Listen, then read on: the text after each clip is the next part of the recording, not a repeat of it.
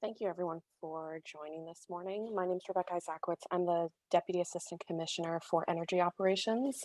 A couple of folks from the state already covered a few of our relevant slides, so I will go pretty quickly through our routine introduction just to give you a sense of who we are and what we're looking to do, and then talk more specifically about how to participate in our innovative demonstrations program. So, as you heard, the city has very ambitious reduction goals. This goes back to participation in the UN's targets of 80 by 50.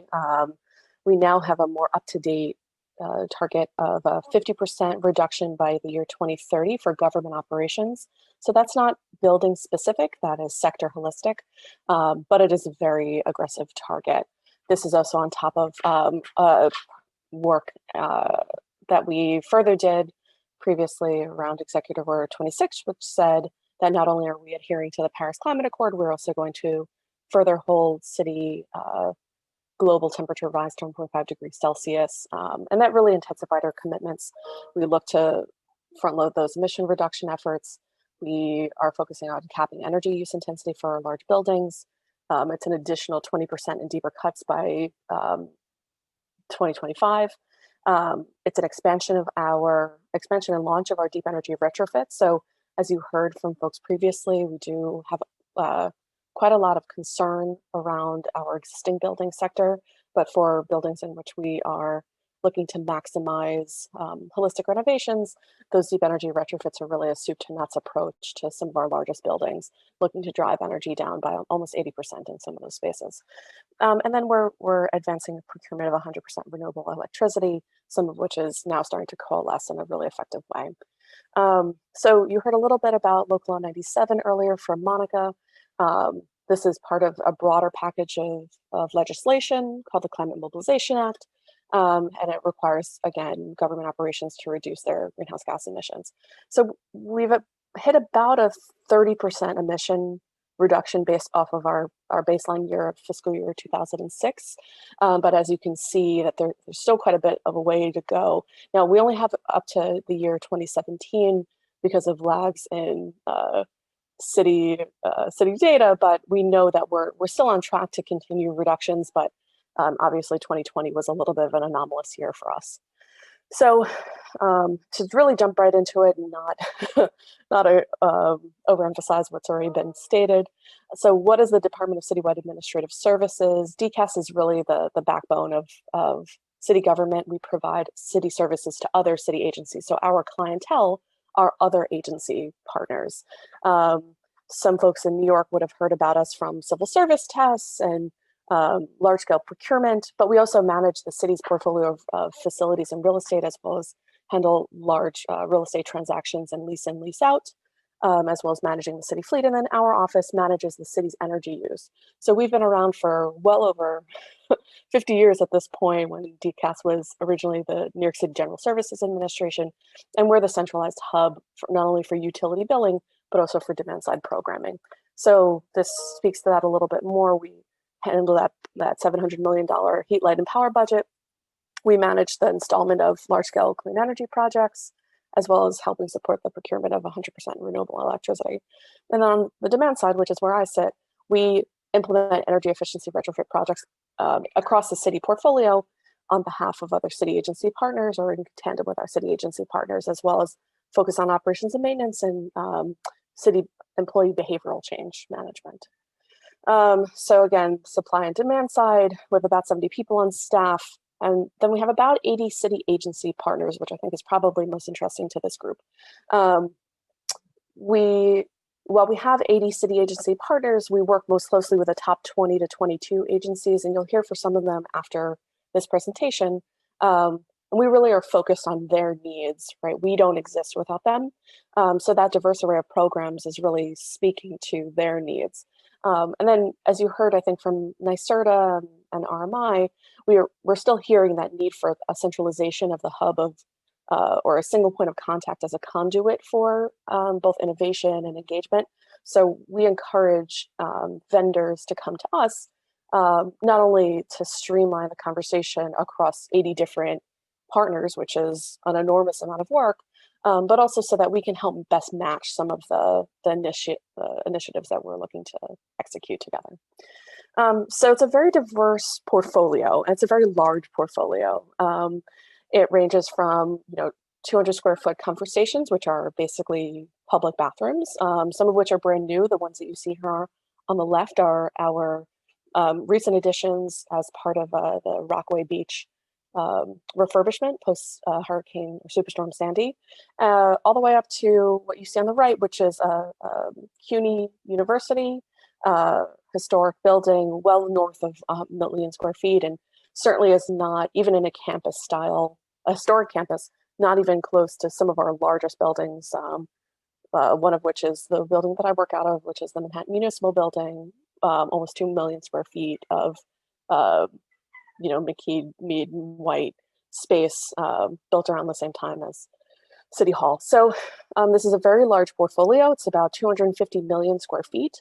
That 4,600 buildings include schools, police precincts, firehouses, parks, as you see here, historic campuses, as you see here, other types of large spaces, wastewater treatment plants, stormwater facilities, and you'll hear from DEP in a little bit. So what's on our mind? We're really focused on that targeted reduction goal. So we're focused on holistic expense and capital strategic planning, and large-scale operations and maintenance, plus focus on labor and union initiatives.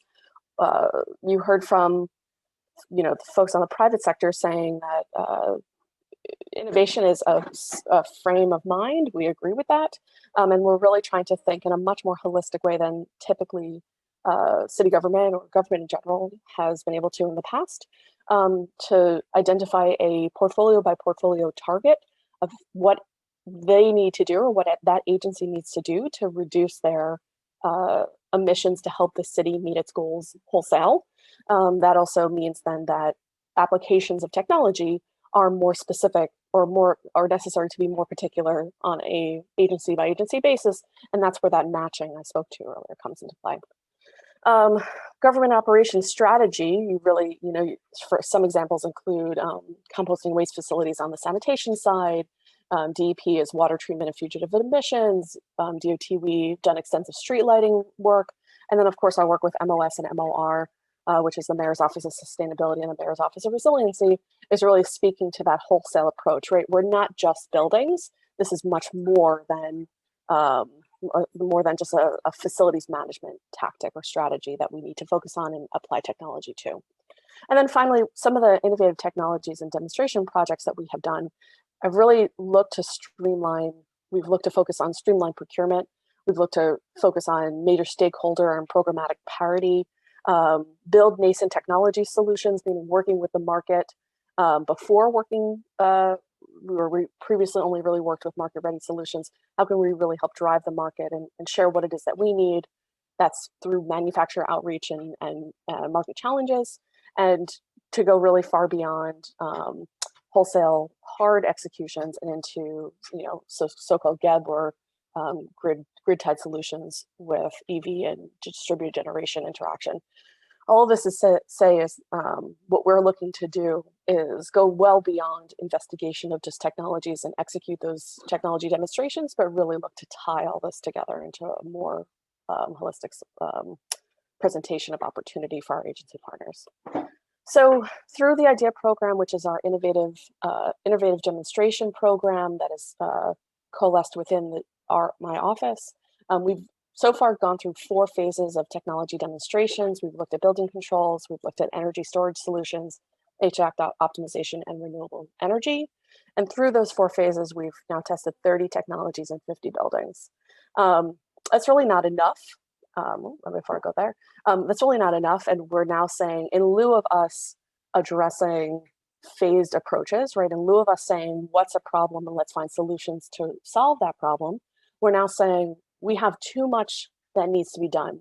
We really need to push the envelope, and we need to accept all solutions at any given time, seeing as how many of our buildings need multiple solutions to help them hit their targets. So now what we've done is we've moved away from this phased approach, and we've said we are willing to intake any and all technologies that are interesting to the city of New York. We will do that on a rolling basis, and on that rolling basis, we will review your technology, speak with you if it merits further investigation, and look to help match into one of our buildings. I will say from the perspective that we're sitting now, because we need to do so much more, and particularly in what is now a very funding limited environment due to our COVID response, we are solely looking at solutions that are no cost solutions, meaning that the city is no longer able to pay for a solution. However, we will provide the structural program management, market collateral development, and measurement and verification of the technology to be able to say the city of New York says that this product does what it will say it will do. We will dedicate a program manager to that so that you as a vendor are led through the process, which is very, we have tried to streamline, but it is still a little thorny. And we will work to match to the best agency partner wherever possible. Now, to get a little bit more into the depths of how to navigate that program, we'll share a link to the IDEA program website where you can submit your technology. We're saying, just to give a sense of timeline, but of course it can be over under what I've shared here, we will respond and look to engage if the product is viable for us within 2 to 4 weeks. We do have a little bit of backlog of interested vendors, but we absolutely respond to everyone in some form or another. If the city is interested in your technology, we would then reach out and discuss the needed parameters of the solution. You would tell us what is the best opportunity to demonstrate your technology and say, this is where it will optimally succeed. And we, because we want you to succeed, we'll try and find a building that hits all of those checkboxes. That can typically take between 1 and 3 months, depending on the complexity of the solution. We go review our entire 4,600 building set, so it does take a little bit of time to do some of that matching. But we're dedicated to ensuring the viability of the technology in an appropriate site. So if we can find an appropriate site, we would enter into an agreement to demonstrate the technology. And this is where it gets a little bit tricky. So you are entering into a contract with the City of New York. You are not entering a contract to buy your technology. You're entering an agreement to demonstrate the technology. Typically, that takes about 3 to 4 months to get off the ground, the contract itself, which is significantly faster than the 18 to 24 months we've seen in the past. However, just as a note, that the contract terms of this demonstration are specific to this demonstration. If the product is deemed successful and demonstrates what you say that it does, you would still need to enter into another contract where the city would then purchase your technology. The no-cost demonstration is just for this specific one-time demonstration opportunity.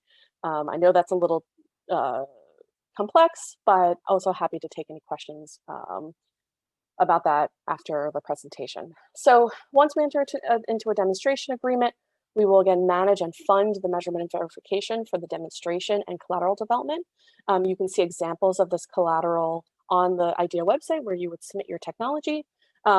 And we now are in partnership with the national laboratories, which are the federally funded national laboratories. So you are not only getting the depth of expertise that we have on our side, but also garnering a relationship that we have built with the federal GSA and the national laboratories, as well as the US Department of Energy, where we're trying to create programmatic continuity.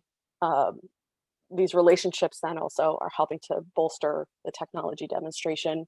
We're looking to create this crosswalk of thought by having the national labs do the measurement or host the measurement and verification on our behalf. Finally, the demonstration period is typically 12 to 18 months, which includes measurement and verification. At the end of that, and once complete, there's a white paper that's produced on our side, a one-pager that goes along with it, that collateral is then circulated not only to our agencies, but also to our network. We do some very aggressive networking to ensure that everyone and anyone who is involved with the work that we do on the demonstration side is aware of the work that we've done with you. And then we post that on our website, and that's typically within less than a month of completion, project completion. So I know there's a lot there, excuse me. Again, happy to take additional questions, and then just to kind of further flesh out, not only do we have this IDEA program, we have that nascent technology investigation that I had flagged earlier. We are challenging the market in conversations such as this, as well as putting out RFIs, which are requests for informations to manufacturers. I think that is probably beyond the scope of this group, but also happy to share with this network if interested.